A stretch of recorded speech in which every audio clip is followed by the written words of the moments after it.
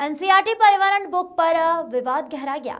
बागेश्वर धाम पीठाधीश्वर धीरेन्द्र कृष्ण शास्त्री ने पाठ्यक्रम में रीना को अहमद के लिए खत लिखने वाले बुक को सोची समझी साजिश बताया। मध्य प्रदेश के छतरपुर जिले में राजनगर निवासी डॉक्टर राघव पाठक ने एनसीईआरटी की पुस्तक पर शिकायती आवेदन पर प्रदेश सहित देश में बवाल मच गया। बागेश्वर धाम के पीठाधीश्वर धीरेन्द्र कृष्ण शास्त्री का भी इस पर बयान सामने आया है, जिसमें उन्होंने शासन प्रशासन से सवाल करते हुए पूछा कि आखिर रीना ने अहमद को ही क्यों चिट्ठी लिखी, वह आकाश अविनाश को भी तो चिट्ठी लिख सकती थी।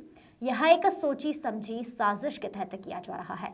एनसीईआरटी की कक्षा 3 के पर्यावरण में 17 अध्याय में चिट्ठी आई है पर बवाल मच गया, जिसमें रीना नाम की एक लड़की अपने मित्र अहमद को चिट्ठी लिख रही है, जिस पर प्रदेश में बवाल मचा हुआ है। जगह जगह हिंदू संगठन आंदोलन करने की चेतावनी दे रहे हैं।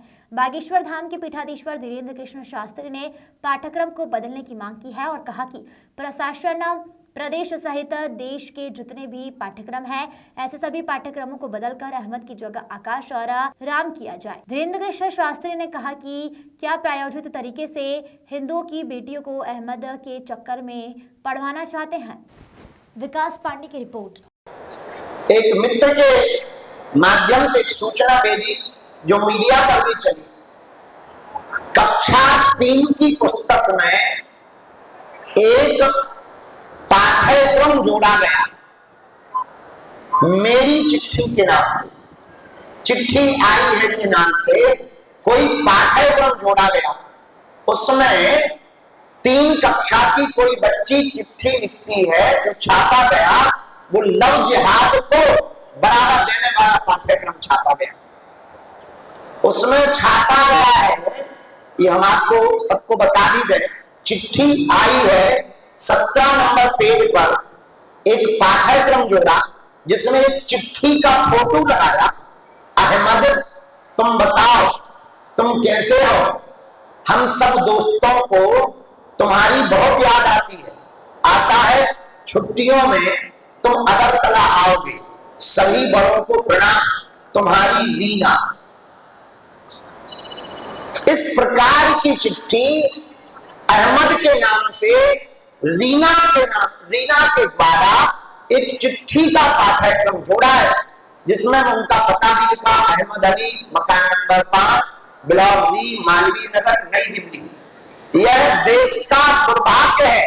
चिट्ठी का पाठ्यक्रम बच्चों को सिखाने के लिए अगर जोड़ना ही था तो अहमद की जगह अमर भी तो हो सकता था, आकाश भी तो हो सकता था, अविनाश भी तो हो सकता था और आदर्श भी तो हो सकता था।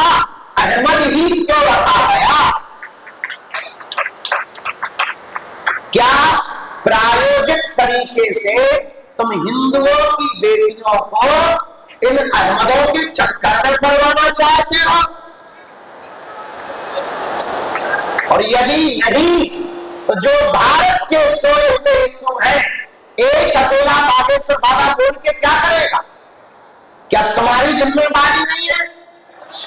क्या तुम्हारी बहन बेटियां नहीं है? क्या तुम्हारा भारत नहीं है? क्या तुम्हारा हिंदुस्तान नहीं है? क्या तुम्हारा सनातन नहीं है? क्या तुम्हारे पूर्वजों ने इस देश में जीवन नहीं जिया? तो एक अकेले बागेश्वर महाराज जी या 2-4 हिंदुओं की बोलने की जिम्मेदारी नहीं है। इस भारत के 100 करोड़ हिंदुओं की जिम्मेदारी है। वरना आज तिरुपति बालाजी के प्रसाद में